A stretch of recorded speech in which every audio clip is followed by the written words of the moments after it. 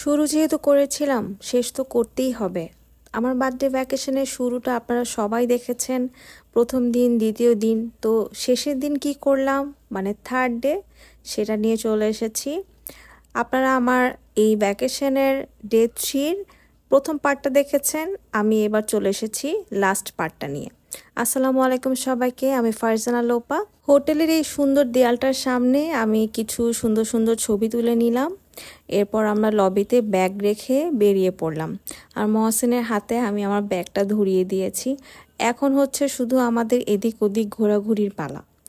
আবার লবিতে এসে বসে থাকলাম কিছুক্ষণ, মানে যেহেতু আমাদের বিকালবেলা ফ্লাইট, তো কিছু করার নেই, সেদিন আমরা জাস্ট রিল্যাক্সভাবে এদিক ওদিক ঘুরবো। যেই হোটেলটাতে উঠেছিলাম সমুদ্রের টানে, তো শুধু সমুদ্রের দিকেই ছোটাছুটি করেছি, কিন্তু এত সুন্দর এরিয়া জুড়ে যেই হোটেলটা, আমি শেষের দিন গিয়ে একটু বুঝতে পারলাম। অনেক বেশি সবুজে ঘেরা, খুব সুন্দর সুন্দর কিছু টিলার মতো আছে। তো আমার বেশ ভালো লেগেছে দেখে। ভালোই হয়েছে শেষের দিন আমরা এই সময়টা পেয়েছি। আমি পুরো হোটেলটা ঘুরে ঘুরে দেখেছি, আর সেদিন বৃষ্টিটা একটু কম ছিল। এখন যেহেতু যাবার পালা, এর জন্য মনে হয় বৃষ্টিটা কম ছিল, আমার কাছে তো তাই মনে হয়েছে। আর আমার ড্রেসের সাথে গ্রিনারিটা একদম ম্যাচিং হয়ে গিয়েছে।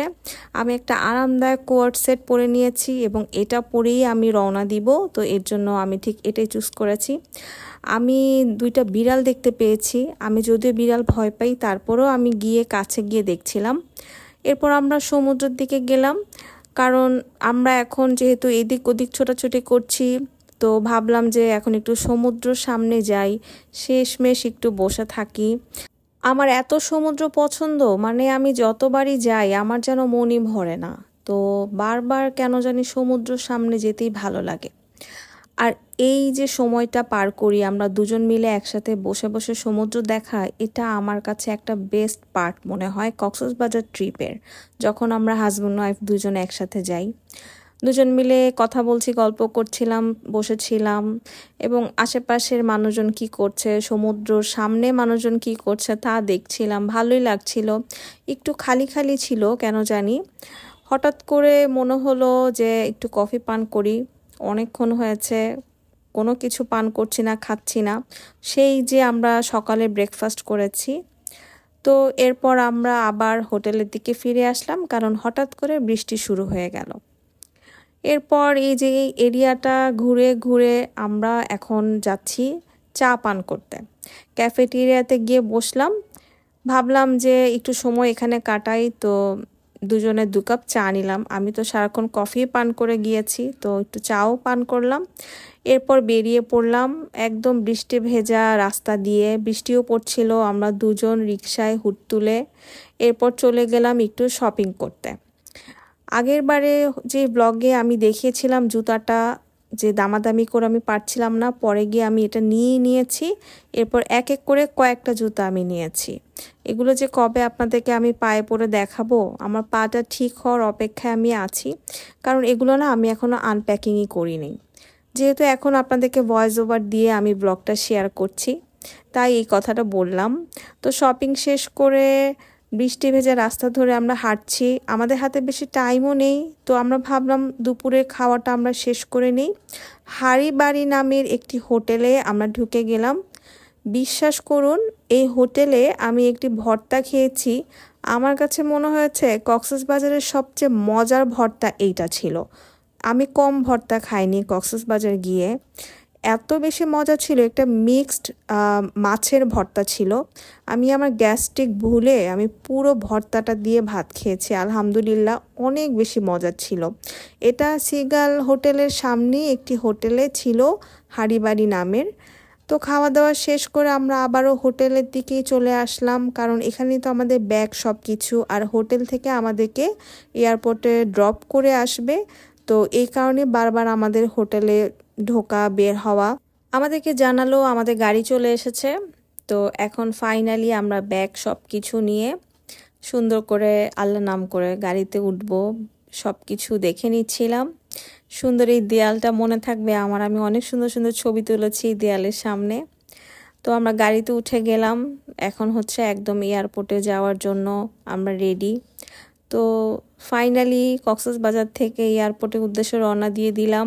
ভ্যাকেশনে যেতে কত আনন্দ, কত এক্সাইটমেন্ট, কত কিছুই না থাকে, কিন্তু ফেরার পথটা কেন জানি একটু মনটা খারাপ থাকে। তো এয়ারপোর্টে এসে পৌঁছালাম এবং বসে আছি লবিতে, আর হঠাৎ করে মনে হলো অনেকক্ষণ বাকি আছে, আবারও একটু কফি পান করি। তো দুজন মিলে বসে বসে কফি পান করছি, গল্প করছি, অপেক্ষা করছি। যদিও প্লেন আসতে অনেক টাইম বাকি ছিল, তারপরও আগে আগে চলে আসার কথা, আসতে হয়েছে। আর দেখুন কিভাবে বৃষ্টি শুরু হয়েছে, মানে ভাবছিলাম যে এই বৃষ্টিতে কিভাবে প্লেনে উঠবো, পুরো তো ভিজেই যাব। তো বৃষ্টি উপভোগ করছিলাম, একদম ফ্রন্টে বসেছিলাম যেহেতু। তো আমাদের প্লেন চলেও আসলো। লাকিলি যখন আমরা প্লেনে উঠবো বৃষ্টিও শেষ হয়ে গেল। ব্যাপারটা খুবই ভালো লেগেছে, আলহামদুলিল্লাহ। সুন্দর মতো প্লেনে ওঠার পালা এখন। সব সুন্দর মুহূর্তেরই কিন্তু একটা শেষ থাকে। এই যে আমার বার্থডে ভ্যাকেশন ট্রিপেরও আজকে শেষ দিন। এই 3 দিন ছিল একদম আমাদের নিজের মতো, হাসি, সমুদ্র, রোদ, বৃষ্টি, অনেক কিছু মিলিয়েছিল। এখন ফেরার সময় মনটা একটু চুপচাপ, কিন্তু ভেতরে এক ধরনের তৃপ্তিও ছিল।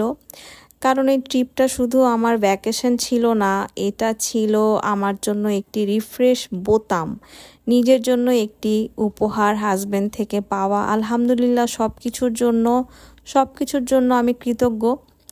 তো জানালা দিয়ে আসলে ভিডিও নিতে পারছিলাম না ক্লিয়ারলি, কারণ এয়ারলাইন্সের এই প্লেনটা কি বলবো, মানে অনেক পুরনো হয়ে গিয়েছে, একদমই ক্লিয়ার না গ্লাসটা।